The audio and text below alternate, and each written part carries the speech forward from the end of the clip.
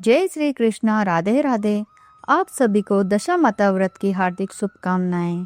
आज हम सुनेंगे दशा माता व्रत की पहली कथा, जो बताती है कि सच्ची श्रद्धा और विधि पूर्वक किया गया व्रत जीवन की हर बुरी दशा को शुभ दशा में बदल सकता है।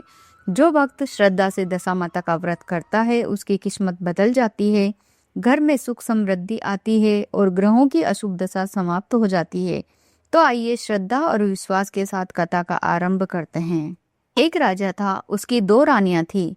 बड़ी रानी के संतान नहीं थी, छोटी रानी के पुत्र था। राजा छोटी रानी और राजकुमार को बहुत प्यार करता था। बड़ी रानी छोटी रानी से ईर्ष्या करने लगी। बड़ी रानी राजकुमार के प्राण हर लेना चाहती थी। एक दिन राजकुमार खेलता खेलता बड़ी रानी के चौक में चला गया। बड़ी रानी ने राजकुमार के गले में एक काला सांप डाल दिया। छोटी रानी दशा माता का व्रत करती थी। राजकुमार दशा माता का ही दिया हुआ था। दशा माता की कृपा से राजकुमार के गले में सांप बिना नुकसान पहुंचाए चला गया। दूसरे दिन बड़ी रानी ने लड्डुओं में जहर मिलाकर राजकुमार को खाने के लिए दिए। राजकुमार जैसे ही लड्डू खाने लगा तो दशा माता एक दासी का रूप धारण कर आई और राजकुमार के हाथ से लड्डू छीन लिए। बड़ी रानी का यह वार भी खाली गया।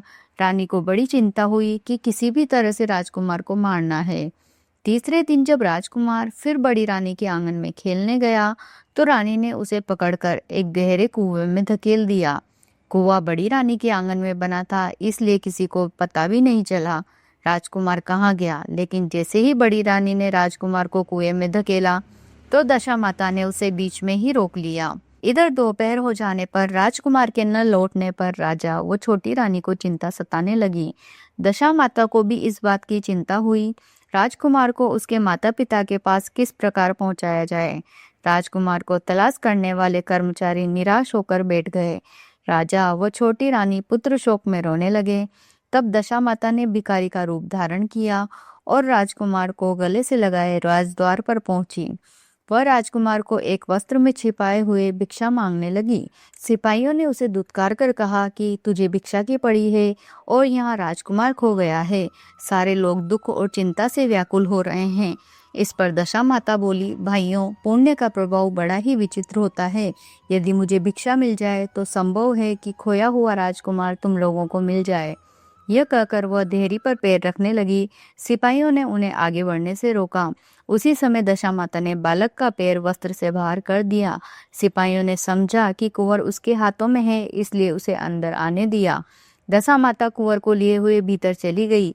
उसने राजकुमार को चौक में छोड़ दिया और वापस चली गई। परंतु रानी ने दशा माता रूपी भिखारिन को देख लिया था।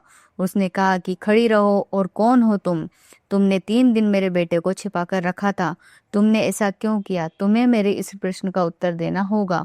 दशा माता उसी समय ठहर गई। उन्होंने बताया कि मैं तुम्हारे पुत्र की चोरी करने वाली नहीं हूँ। मैं तो तुम्हारी आराध्य देवी दशा माता हूँ। मैं तुम्हें सचेत करने आई हूँ कि बड़ी रानी तुमसे ईर्ष्या रखती है। वो तुम्हारे पुत्र के प्राण हर लेना चाहती है। एक बार उसने तुम्हारे पुत्र के गले में काला सांप डाला था, जिसे मैंने भगाया। दूसरी बार उसने जहर मिले हुए लड्डू खाने को दिए थे, जिनको मैंने छीन लिया। और इस बार उसने तुम्हारे राजकुमार को अपने आंगन के कुएं में धकेल दिया था और मैंने इसे बीच में ही रोककर इसकी रक्षा करी। इस समय मैं भिखारिन के वेश में तुम्हें सचेत करने आई हूँ। यह सुनकर छोटी रानी दशा माता के पैरों में गिरकर क्षमा मांगने लगी। छोटी रानी विनती भाव से बोली कि जैसी कृपा आपने मुझ पर दर्शन देकर की है, मैं चाहती हूँ कि आप सदैव इस महल में निवास करें। मुझसे जो सेवा पूजा होगी मैं करूंगी। इस पर दशा माता बोली कि मैं किसी के घर में नहीं रहती।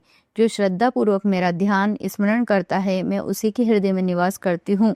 मैंने तुम्हें साक्षात दर्शन दिए हैं, इसलिए तुम सुहागिनों को बुलाकर उन्हें यथाविधि आदर सत्कार के साथ भोजन कराओ और नगर में ढिंडोरा पिटवा दो कि सभी लोग मेरा डोरा ले और व्रत करें। इतना कहकर दशा माता अंतर्ध्यान हो गई। रानी ने अपने राज्य की सौभाग्यवती स्त्रियों को निमंत्रण देकर बुलाया और उपटन से लेकर शिरोभूषण श्रृंगार कर उनकी यथाविधि सेवा कर भोजन करवाया और दक्षिणा में गहने आदि देकर विदा किया।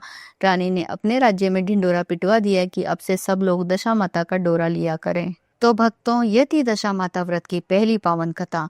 आपको कथा प्रेरणादायक और ज्ञानवर्धक लगी हो तो वीडियो को लाइक करें, शेयर करें अपने परिवार व मित्रों के साथ तथा हमारे चैनल धर्म और कहानी को सब्सक्राइब करना न भूलें।